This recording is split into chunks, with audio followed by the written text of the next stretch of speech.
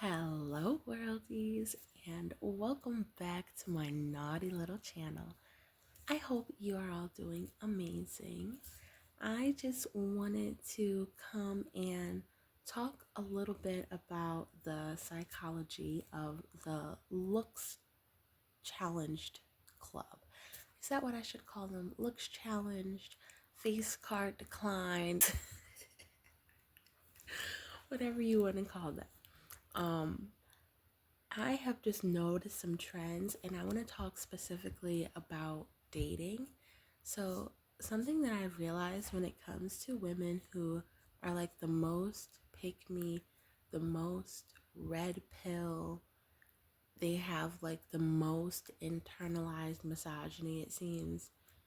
They seem to be very anti other women's choices. Like, the way I see it is, while I don't necessarily identify with the label of being a feminist just because um, words have their definition and then they also have their, uh, like, I maybe I'd say like their connotation. I do feel like that term does just have a negative connotation.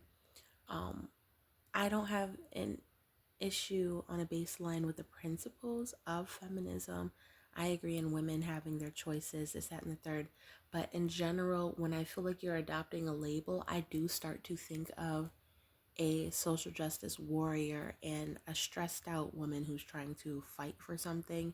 Um, which I will say, like, I do feel as though in general, I feel like one thing about being beautiful is that you have the choice whether or not you want to identify with that label of being a feminist. I will say that I know some very beautiful women who they still like that's a label that they like, and I don't have any issue with that. Um, but I feel like with looks challenged women, they kind of go one or two ways. I feel like they're very radical where like they seem to have black and white thinking. I feel like a lot of them are either like hardcore like red pill or they're like very hardcore feminist. And I feel like there's a difference. Like, okay, this might sound bad, but um I just feel like I don't want to carry the weight of feeling oppressed or feeling like people are always like looking down on me for my gender. Like I feel the same way about racism and things like that. I don't like walking into every room and reading every interaction through the lens of somebody's bound to not like me or not respect me due to my gender or due to my ethnic background. So anytime I experience a bad social interaction, I'm going to take it as, yup, it's because I'm a woman. Yup, it's because I'm an unambiguous dark skinned black woman. I don't think that that is a very smart thing to do. I'm the type of person where I don't call you stupid just because you disagree with me. I do feel like that's a social climbing mistake I do see some women make. It's, and I'm kind of jumping all over the place, but it'll all come together. I noticed that a lot with the most recent presidential election. I feel like it just gives, like, you don't know how to social climb because I feel like a lot of people don't understand that part of multiculturalism is like understanding. I feel like when you're a monocultural person, you assume the beliefs of someone else. So, for example, with the black community, maybe you assume that everybody is racist, colorist, texturist, featurist. And so, if somebody has a different belief than you or they want to make a different choice than you're so far removed from being able to understand the psychology of other humans that you're going to immediately feel like, oh, this person voted for Trump, it's because they're racist. You don't think anything about the fact that they may have different financial interests than you. Um, you don't think about things like there are a lot of people in our country that are very fed up with the concept or the pressure to be politically correct um, or you're gonna like lose your job and blah blah blah. And people are gonna show up at your house because you disagree with them. Yeah, fire them for their job because of something that they tweeted 13 years ago. Like, some people, they're just always kind of. I recently rewatched one of the Shrek movies. In movies like that where there's like a big ugly creature, there's always like the angry pillagers and stuff like that. Um, or not pillagers, they're villagers. But I feel like it's always like, poor, uneducated people who have nothing to do that's better or more productive, and they just look forward to the next time it's time to burn somebody at the stake or grab their torches and their pitchforks. Um, just always wanting to stay angry, always wanting to be adversarial with people. I literally can't stand that, and that's the type of mentality that comes with people of all different shades. I've come across, black people like that, white people like that, people who actually are just very, I don't know if like ghetto is the word that I want to use, but I kind of do feel like that. Like, I do feel like it's pretty ghetto to kind of come out in the open, like trashing, um, like a politician or everybody who voted for a politician, to want to cut off everyone in your life who voted for that person. I feel like nobody is in the ballot box, whatever the little curtain thingy is people go in. They're in there by themselves. It's one person. So it's like, some women allow themselves to be too easily rage baited. And not only that, I feel like it's very hard to social climb when you are so close to the edge of being offended. Like, see all of this subtext that might not exist. And I do feel like a lot of women, they think that they're missing out on opportunities just because they're like a woman or something, or because of like their color, their hair texture, or whatever. But I really don't think it's that all the times. I think it really has to do with, I've noticed that with a lot of women who tend to be femme cells, like all of the rage that they have over, whether it's real or it's perceived rejection, their loneliness, the time that they could be putting into themselves, or likely they would, because they're male centered, they probably would be putting that energy into a man or a family or something like that. Instead, they just have all this anger that they channel into, keeping up with all of the latest politics, and not keeping up with them for the sense of like, I'm going to use this information to social climb. I'm going to try to understand the interests of, people who have more wealth privilege than me. Sometimes you're missing out on opportunities, not just because you're a woman, but because you actually would make everyone in those certain rooms that you like to be invited into, you would make everyone uncomfortable, and not in a good way. Like, some people just don't know how to navigate certain spaces. They don't understand that, no, not everyone spends all day on TikTok, learning about the newest outrage. Not everyone, knows the newest celebrity drama and gossip. Not everyone is super liberal. Like, I think that, you can definitely niche yourself down if you'd like, and say, I specifically only want to social climb with people who have the same exact beliefs as me, and they're also super liberal like me, and they're also a feminist like me. And that's totally fine. Um, but I just don't think that that's a good financial move, just in general. Like, there are going to be people who can still impart wisdom on you. They can give you opportunities.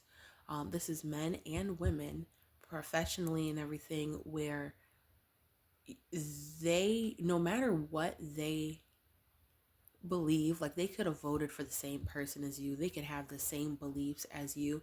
Even those people, they're aware that when they're doing business, they may have to, sign a contract with somebody who has different politics than them. So I find it very ironic, that when it comes to like social justice warriors, these really angry femcel women who they couldn't get laid if they tried, and I feel like a lot of the women who are always in the business of pretty women and exoticals and whatnot and trying to analyze their dating history and their life, a lot of it is because they don't have their own life and past to really go over. I noticed this like with red pill women as well, which I think is really weird because like the women who are like extremely like on the liberal side and the women who are like extremely on the conservative side, like when you get to like very radical, I think they're both very similar in that they're so radical because as a human, it's one of my beliefs that, it's not enough to just have food and water and, to get laid or have a nice relationship or a marriage, just getting the ring. As humans, we want to self actualize, we want to actually be happy. And a lot of those women, whichever side that they're so far onto, it's not bringing them any happiness. So I'll start with the red pill women.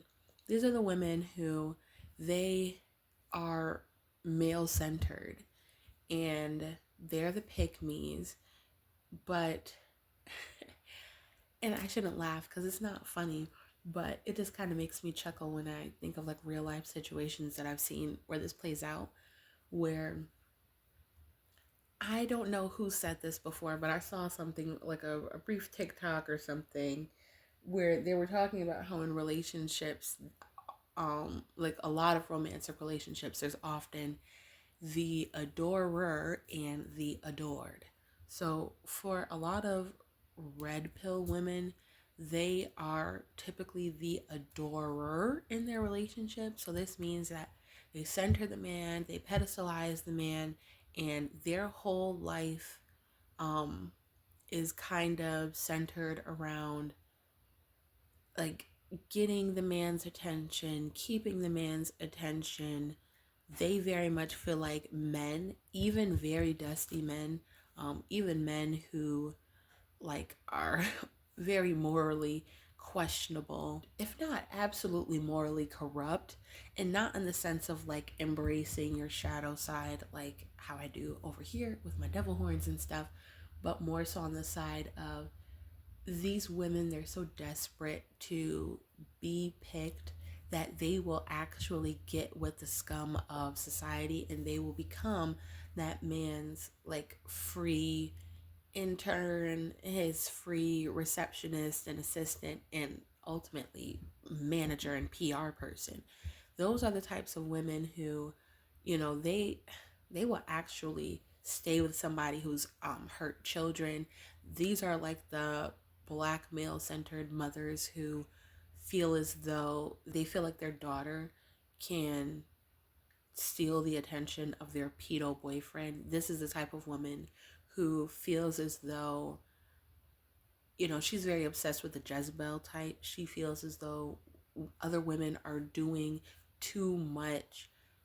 She feels like I've heard beliefs like these people can be overly obsessed with how sometimes pretty women don't have to be as qualified, they don't have to be as talented.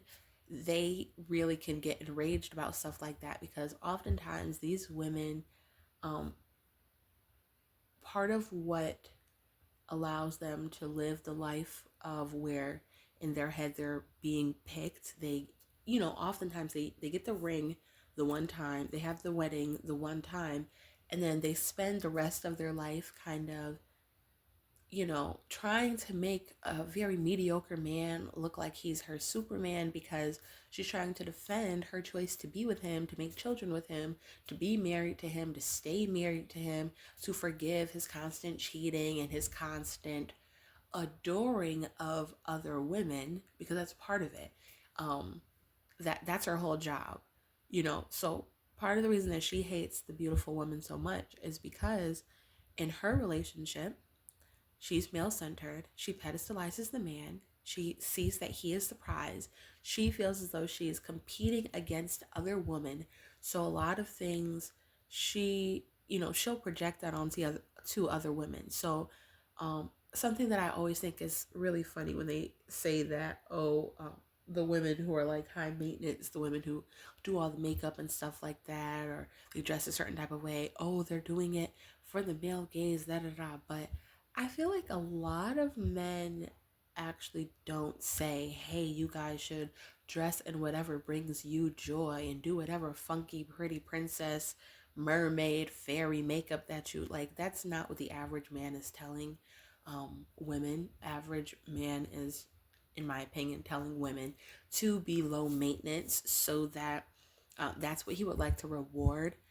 And a lot of these women, they will take on being low maintenance and they feel as though their prize for being so low maintenance is this dusty man.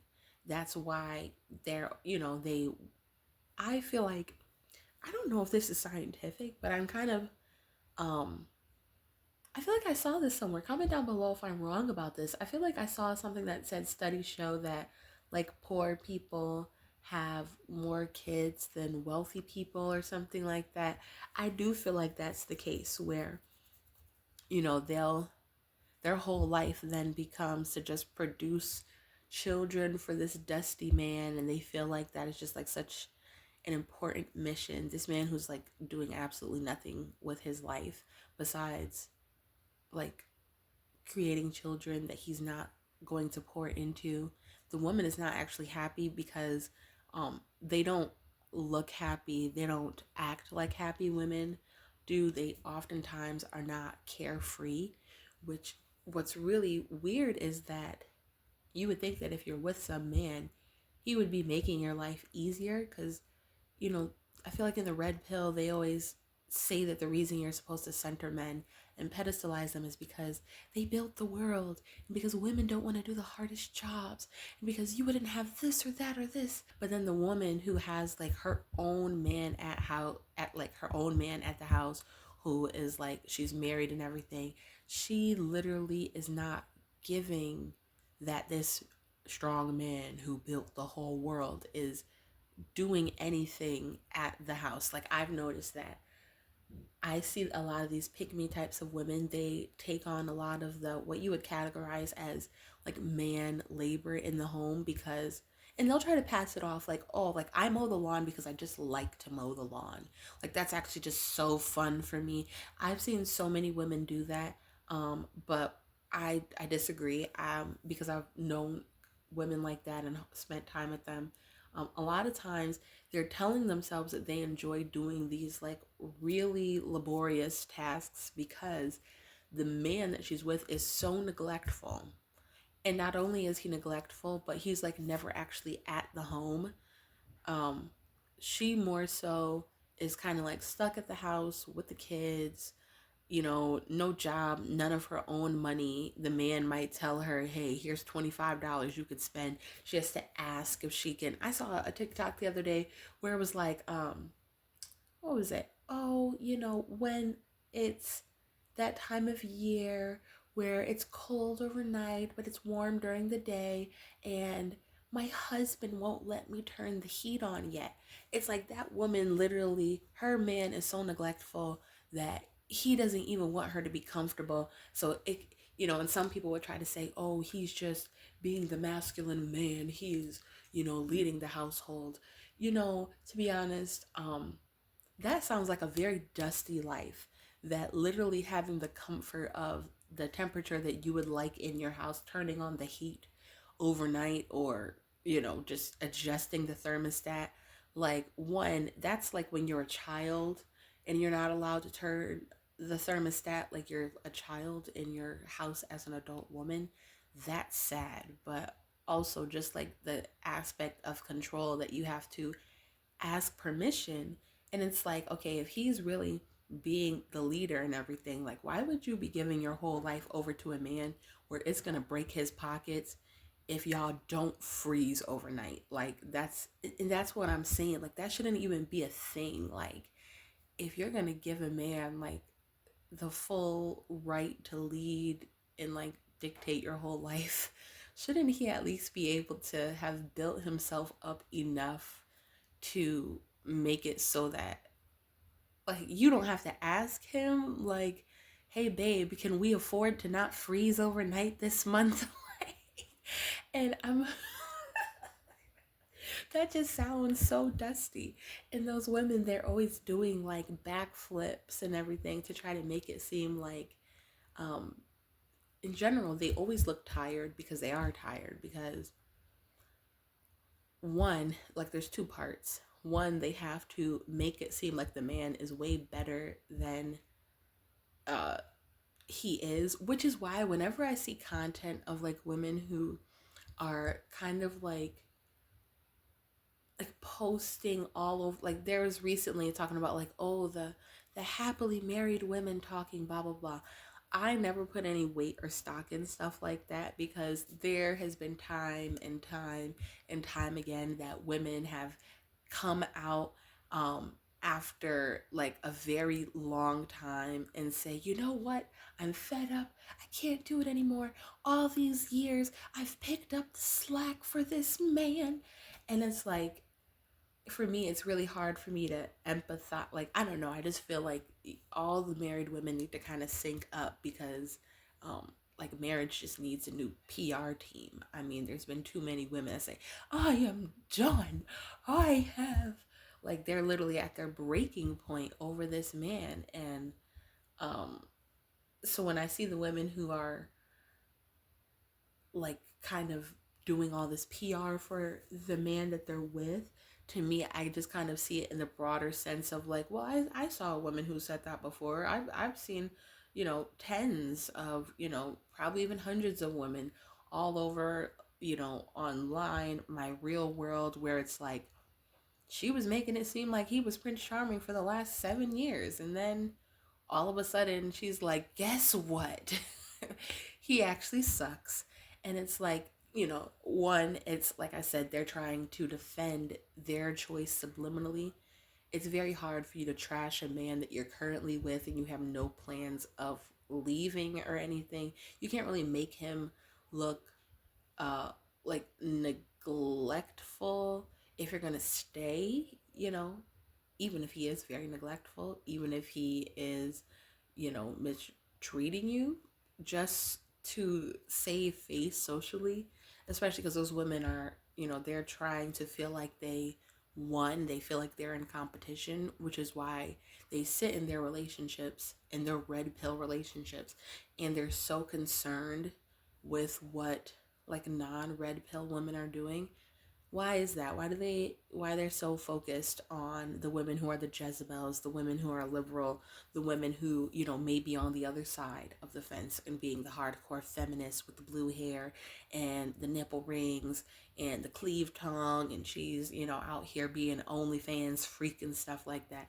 Why are they so concerned with those women? Well, because it's their only way to kind of be more attached to where the man is. So, since in her relationship, she's at the bottom, you know, she is looking up to the man, she's pedestalizing the man.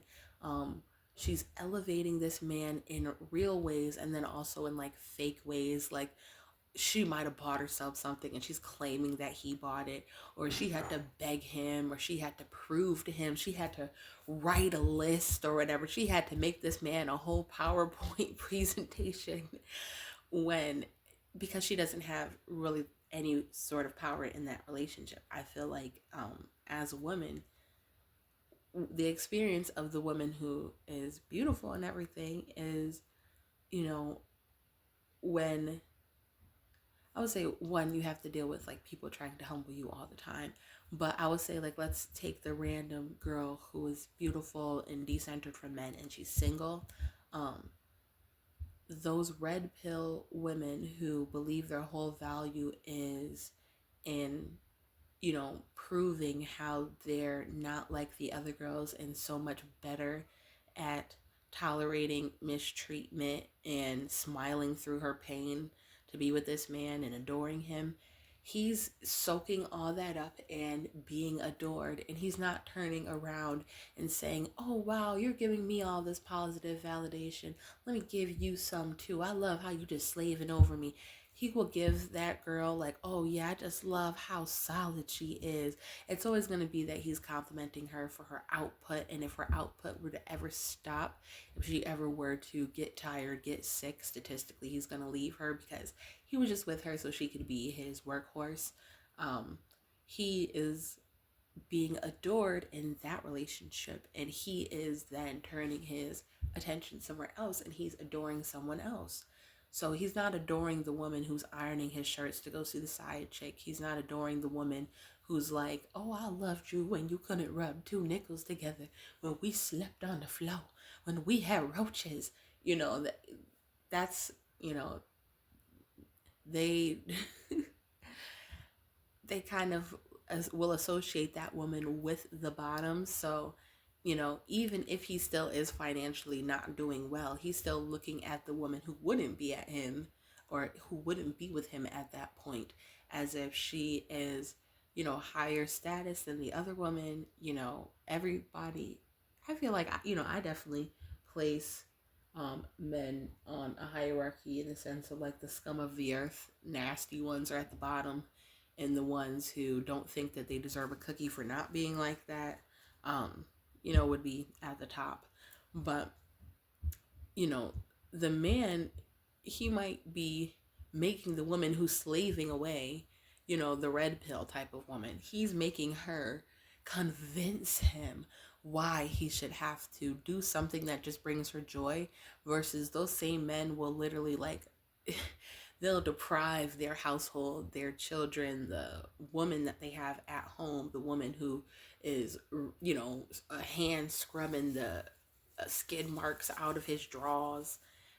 He's spending money that he should be giving to her or putting in his retirement fund or whatever on the woman who, is not male centered, the woman who, she has the option. I feel like for a lot of the like looks challenge type of women, they're pick me's because they don't have any other option.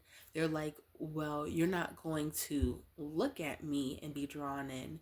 I don't have a carefree demeanor that makes you feel, some sort of light, flirty, fantasy where, it's like, oh, she just has me in a trance. She just seems like, whimsical or whatever." She wants to basically prove to the man that she can take on the weight of the world, on her shoulders, do it with a smile. She tries to attract men with how much free labor she'll give for them, and she will brag about how much free labor she does for men as well. She does the labor easily, quickly, with nothing in return, in the midst of being disrespected, and she feels like her labor, the work, the hard work that she's doing for the man, being his PR person, being his therapist, being stepmom to his bald headed children, from 12 baby mothers, uh, paying most of the bills or all of the bills. She wants to prove that even in the face of mistreatment, she will just keep slaving away for you because, it actually is kind of manipulative. They almost want to indebt the man to her. Like, she wants to be able to say, "Look at all of these things that I did for you." And she wants to basically try to manipulate or control or guilt the man into being with her, into being faithful to her. And that doesn't typically work. A lot of them, they don't have any other choice.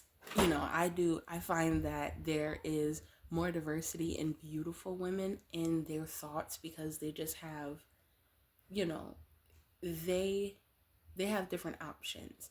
And, we live in a patriarchal society. They have the option to, they could be hardcore feminist, and men will still oftentimes, because of their beauty, they will want to get the ego boost out of conquering and taming her and changing her and making her into the pick me woman, because like a lot of times the men don't want the women who are looks challenged and being pick me because they don't feel like they have any other option. um and they also don't want the women who are like looks challenged and then they're feminists, because they hate men because they've never benefited in a patriarchal society. They hate beauty standards because they've never fit one, like not even like any of them. There are so many types of beauty standards, social media, influencer culture, American, different regions in America, different, sub genres and stuff, different types of, fandoms and goth style and office siren and cosplay renaissance. There's so many different beauty standards, and some of these women who are more so radical feminists, they don't fit like any of them. um like even if they kind of fit in one way, like I made a video recently talking, I think my last video, where I was talking about how Mike Wazowski or I always said Lazowski, but I think it's Wazowski. Mike Wazowski shaped women. I never get along with them. um it will be women where it's like, I was actually trying to look up after I made that video. I was like, is there a culture where the top heavy type of woman is maybe more like pedestalized or whatever? And I looked up and I saw a picture that showed like Venezuela, and it was like this. I would comment down below if that's part of your admixture, or if you know more about Venezuelan beauty standards, where it was showing some women, but it's like they were still, top heavy in like more of like a bombshell type of way. Like I've never beefed with a top heavy Venezuelan woman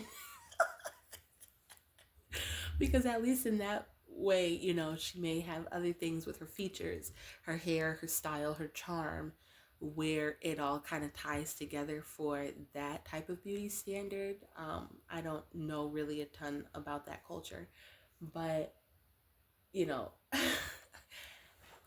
I feel bad because it's like, I feel like when there are women who are beautiful and they're more on the feminist side, what I've noticed is they still seem to have more, I don't want to say like a less serious, but maybe a more carefree attitude about their feminism. It's like more of like I'm wearing pink because that's feminist. I have the right to choose to do something soft. I have the right to choose to not do labor or something like that. So I have seen that where it's like, even though that woman may adopt a label that I don't personally adopt for myself, I feel like I can still relate to her on the sense of, you know, part of my freedom as a woman is to choose to do this girly thing, or to dress in this girly way, versus I feel like the women who are being feminist out of a sense of hating that they have never benefited from patriarchy ever. Like beautiful women, we while there may be ways in which like patriarchy on a broader sense is harmful, we still do have a lot of ways to where I used to watch, oh, this pretty Asian girl. Her name is Manifesto. And I don't know if she came up with this phrase, but I've always, ever since I heard this video where she said it, I've adopted as part of my personal philosophy, where it's like, ask not what you can do for patriarchy, ask what patriarchy can do for you. Where that's what I would say, the women in the middle, who are the beautiful women who, in my opinion, in my experience, have had more carefree attitudes. They've been, just seemed more like lighter in their energy, where they just don't seem stressed. Like, I don't mean like light feminine, I just mean like not heavy and stressed out and angry about everything. Um, they just seem to have the option to be that way. They have the option to, like, I don't want to say it's not that deep for them, but it's like they have both experiences of, here's an experience of how patriarchy has hurt me, but here's also another experience where patriarchy And even some of the toxic components of it has still benefited from me. Men are still visual creatures and stuff like that. And I have still been able to social climb in a patriarchal society where oftentimes men are the ones who hold the power and hold the resources. Um, whether that is through getting the resources directly from a man in a romantic relationship, um, something like that, like, oh, I'm marrying into money, or I'm dating decentered, and so I am eliminating all of the men who are broke from my dating pool. There's also the Elle Woods mentality, where she didn't have to, in the end, she figured out that she didn't have to get her wealth from a man, but there were I would say certain things, like her being, um something that's coming to mind is like in Legally Blonde, like the first movie, where she is like trying to get into Harvard, and she has the, what do you call it, the not the admission tape. Maybe it's the admission tape, but it's like the personal. If you've seen the movie, you know what I'm talking about. Like that scene where, it's like, I'm Elle Woods, and this is why you should let me in Harvard. In that video, she's sitting there and she's not like, oh, let me basically try to. Oh my God, I am so sorry about these loud children in the background. um but she's not trying to be like, well, let me dress like a man and talk like a man and try to outman the men to try to prove to this committee that I'm just one of the boys or whatever. She was competent, but she was also herself. She didn't shy away from the fact that I have a beautiful shape. I have beautiful skin, I have beautiful features and everything. I, she knew how to stay in her feminine power and be more of a contrast. I would say some women, they try to just mimic men, even like aesthetically, like where they want to, just, I don't, it's kind of strange where it's like they don't seem to know that, like, as a woman, you can have a different type of power. You can have like the light feminine type of power, like Elle Woods. You can have a dark feminine power, kind of like Blair Waldorf. I can't speak. Um, I think of her as being like a dark feminine power type of woman, where she's more so tapping into her shadow and things like that.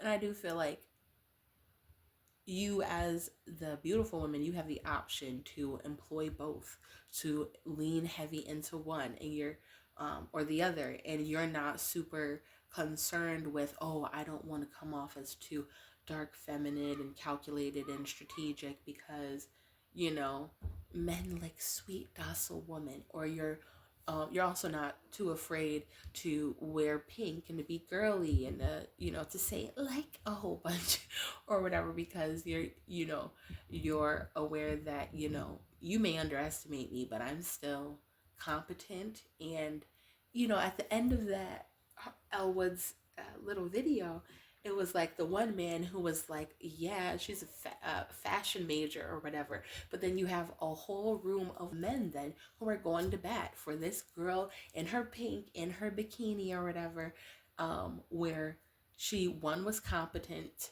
to the point where she could even get into the room. She actually passed her LSATs, but then she also was like, okay, now once I have the opportunity, and I don't know if she did this consciously or not, but if you feel like it's a patriarchal society, you have to know that in order to break through certain ceilings, there's going to be men that are, the employer. He is the one in charge of whatever. He's the president. He's the head of the committee, or the head of the committee that you have to convince or whatever. And they're not afraid, to use their assets to their advantage. Men like pretty things. Like, if a man has to choose between two women who are equally competent to work in the office, or to say yes to allow into Harvard, I would say 9 times out of 10, you have to think, is the man who's making the choice going to accept the woman who's very argumentative, she's very combative, she's stressed out about everything, she's always offended by something, she just doesn't look pretty, she doesn't put um, very much effort into her appearance. All she shows up with is her competence and her qualifications. A lot of looks challenged women, they hate when when you are maybe able to be less qualified but still get a position because you have other things. You know, men will sometimes even take the woman who's less qualified, but maybe she's more receptive, maybe she's more teachable, maybe she has a better personality, maybe she's going to be the eye candy. Maybe she just isn't heavily offended by everything. Like, being around her is energizing, it's exhilarating, it's fun. She is charming, she's beautiful. He doesn't have to watch everything that he says. And more so, he wants to watch what he says because he doesn't want to come off like a pig or a jerk or a dog to this woman. He actually wants to impress her. He's like, oh, I really like her energy and everything. I see that, she doesn't just give all of her labor and her warmth to everyone freely. Or maybe she starts off like that, but then she knows how to dial it back. Of somebody didn't treat her the way that they should have, she'll punish them with her coldness. He knows in the back of his mind, if he wants to get more of this from this woman, then he needs to do more things to make her life easier. He will offer her more things. He will try to please her. He'll try to impress her. Versus, with other types of women, she's very easily impressed, or she is the one trying to do all of the impressing. He's not trying to do anything to impress her because, you know, he knows he doesn't have to. You will still sleep with him even if he cheated, even if he emotionally neglected you, even if he's giving all of the attention to another girl, even if he's, being unfaithful, he's making her feel like more of a priority than he makes you feel like. She's still gonna bust it wide open because she doesn't feel like she has all the power. She's sitting there trying to sleep with him, trying to convince him not to look other ways, as opposed to, the beautiful woman. She's the one in the relationship, if she's in her power, where, I'm not going to let you convince me to fall off of my workout plan. I'm not going to let you make me break my diet all the time. I'm not going to listen to you when you say, oh, I just love you so much more beautiful. I'm going to stay playing with my ambiguity, playing with my look and my aesthetic, whatever it is, because I want you to know that you better keep the good times rolling. You better keep this fun and beneficial for me, because if you don't, every time I walk out that door, you don't know if I'm walking out for good. You don't know if you're ever going to see me again. You don't know if the next time you see me in person, I will say that I don't know you, or if I will end up becoming cold with you then because you've not pleased me. you know, he knows that she's keeping herself up and she has a magnetic aura. Um, she has a magnetic aura to where she can leave the house and she can, she's still going to have the male gaze. She's still going to have men who are trying to impress her. You always want to be in that. If you're going to deal with men, that's the type of position you should have, to where they know that they have competition, not that you're a cheater or anything like that. But, you shouldn't be in a point where you allow yourself to level down because you're prioritizing pleasing a man. You're letting yourself get obese. You're letting yourself become low maintenance. You're letting yourself become tired. And, I notice, like, I keep meeting a lot of women who are in marriages who look tired. They don't look radiant. I would think that if this man is pouring into you, and as the woman, you're supposed to be multiplying all that he's giving you. You're supposed to look radiant. You're supposed to look beautiful. You're supposed to be cooperative and girly and friendly towards other women. You seem stressed. You seem bitter. That's weird to me. Like, I feel like if he's a problem solver, he should see that you're stressed and he should be doing something to unstress you. He should see that, you're a little bitter about something, and he should be doing something to where It can make you, just feel more secure, feel more grounded.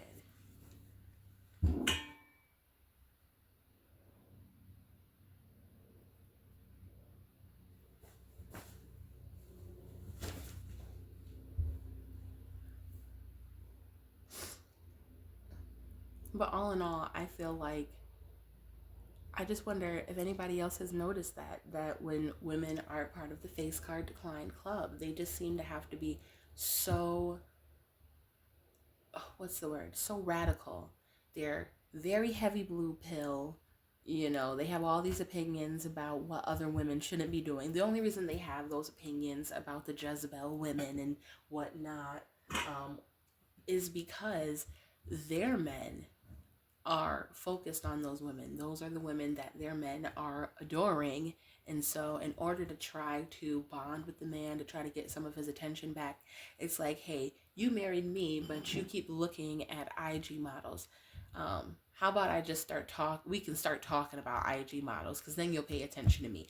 We can now, maybe you won't neglect me as much emotionally if we can bond over how bad the women are that you know, that have your attention from me. So that's why, the red pill woman doesn't like those women, because those women are being adored by her man.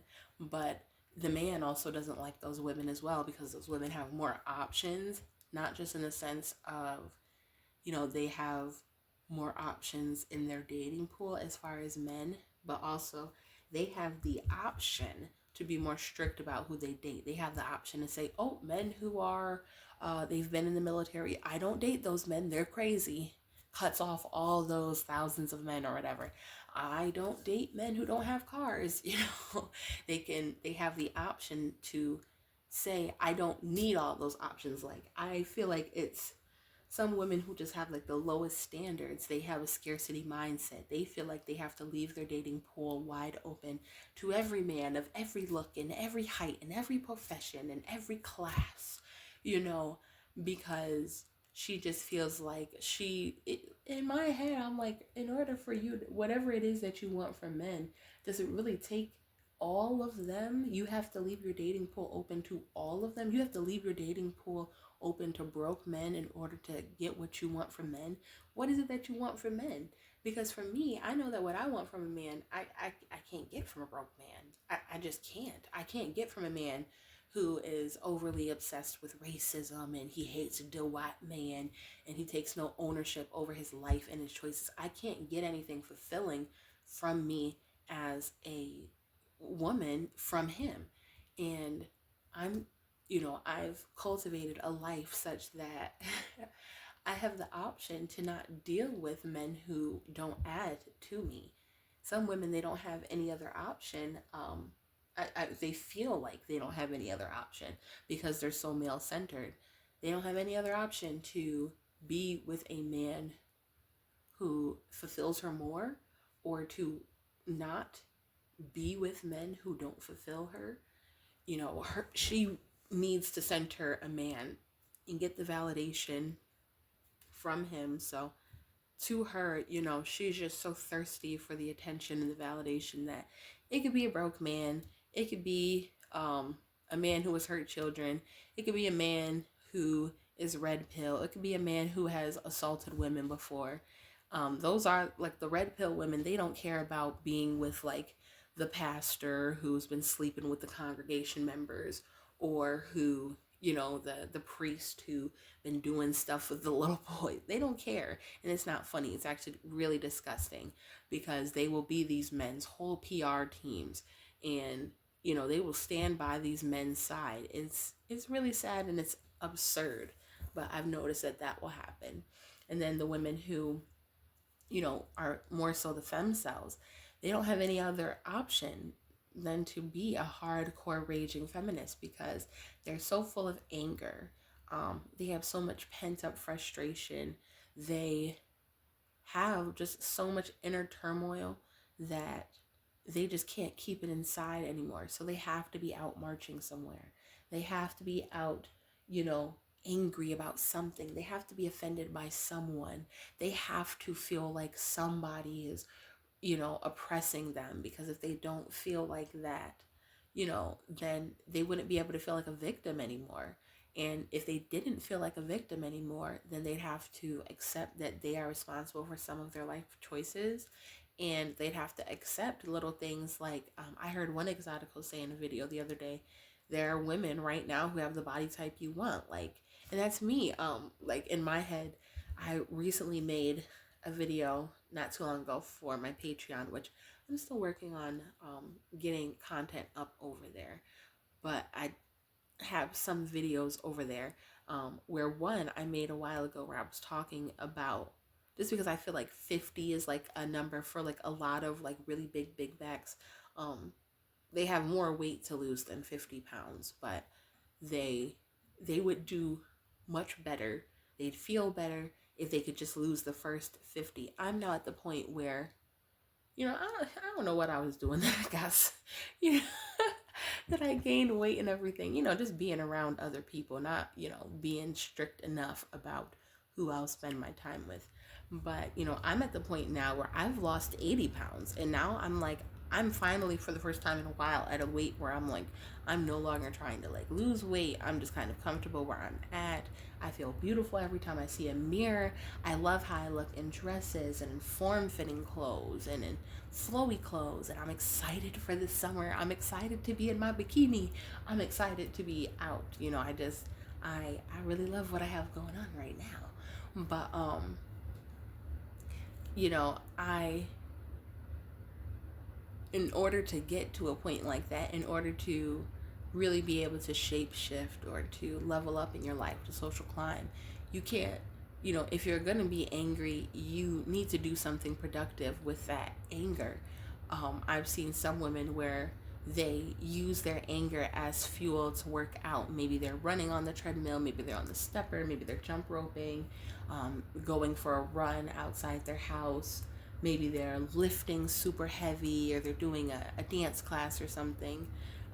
I've even seen people like doing the ice skating, and they're trying to get their different spins and tricks down, or they're using their anger as fuel, as a propelling force forward, to say, I'm angry about this, that, and the third. Like, and they also have a different type of anger. Like, their anger is more so disappointed in their self for the things that they've allowed, for feeling as if they were not in control. More what a lot of women who have like social climbed really far, or they've been able to glow up or shapeshift, or even like lose a lot of weight, they get sick and tired of being sick and tired, and they get tired of blaming everybody else. It's, I can't believe I put my fate in somebody else's hands. Oh my God, I am never doing that again. I am never allowing, a man or a hater or the internet or the church. I'm not allowing, people who want to morality police me, to make me feel as if, I have to be docile or obedient or approachable, or I have to be nice to everyone. I have to give out my free labor. You get to the point where you say, oh, wow, so I was waiting for a savior that was never going to come. I was sitting there wasting my energy on the wrong things. I wish that, something that women who know how to social climb know how to do. They know how to, you don't get all big and burly when somebody offends you or whatever. They know how to use their feminine power to the point where so many people around them just, I don't want to say they look at them as like a damsel in distress, but like kind of. It's like everyone, even other women, they like this woman for partially, her light energy, her carefreeness, her whimsicalness. I'm sure that's not a word, but so everybody gets uncomfortable when she just expresses some disapproval. Like, I even think of like The Devil Wears Prada, Miranda Priestley. I don't She wasn't like, oh, I have to scream at you, this, that, and the third. People just wanted her approval that she didn't give out so willy-nilly to everybody. All she had to do was do, a little head tilt or whatever, and everybody scrambles because they're like, we don't like, she didn't start maybe chewing somebody out, or maybe she's gonna read you, but she's gonna read you very classy and very in a tone just like this. These are the women who know to, punish people with their disapproval, punish people with their coldness, or with, their absence. I'm not gonna fight you. I'm not gonna end up with, charges or something like that. I'm not gonna jump you or shank you or, try to hurt you in some type of way, because I can hurt you simply by making you feel like a nobody. you know I feel like a lot of beautiful women who are up on the pedestal, that's why you'll have like certain people get mad when you social climb and they say, oh, you don't say hi to nobody anymore. I've even noticed that, like, you may social climb and you may outgrow certain people, or maybe they were moving in a toxic way, or they weren't treating you the type of way that you wanted. Then they'll like run into you, you know and they just really want to, one, they want other people to see that they know you, or that you know their name. They want to be associated with you. They want just a little piece of that attention. They just, they it's kind of like they want to be your henchmen or something. They just want to be someone who knows you. It's kind of giving like fan energy, or that's my baby daddy's sister's hairdressers, cousins, play cousins, dog walker. They will literally jump through all of these hoops to try to gain some sort of association to you, because they see that as a status symbol. And the most painful thing you could do to them is be like, oh, who are you? You forgot them. They or you just see them and you just, nobody's entitled to your warmth. Nobody's entitled to you saying hello to them. Like, why do I have to say hello to you just because it makes you feel more relevant or something like that? Like, me, I have I invest into people, largely to the point where they invest in me like an equal amount. I feel like when it's certain women, or certain relationships, things are going to be off balance at different times. But I'm not going to be in any sort of friendship, acquaintanceship, uh, job, whatever, where I'm constantly feeling drained and I'm feeling like I'm giving but not receiving. Um, that's not how it's gonna be, because then I'll be looking like the tired, angry woman who just wants to march and cancel people. And it's literally like they have nothing better to do. They're sleep deprived. They've been up for 6 days taking screenshots of you, trying to dox you, trying to figure out, like, they're literally like the creepy men in their mother's basements, but they're women. Like, leave that for the men. That's such ugly behavior, to be literally somebody's stalker. Like, ma'am, I don't know you. You are just somebody that I used to know now, babe. But what do you think, ladies? Do you also notice how sometimes the women who are in the face card declined club have the two options, it seems like, of either being hardcore red pill or hardcore I hate men? Either I am a footstool for men and I let them walk all over me, or I hate all of them and they're good for nothing and I've never had not one positive experience with a man in my whole life. Let me know in the comments down below. Until next time, worldies, eyes on the prize.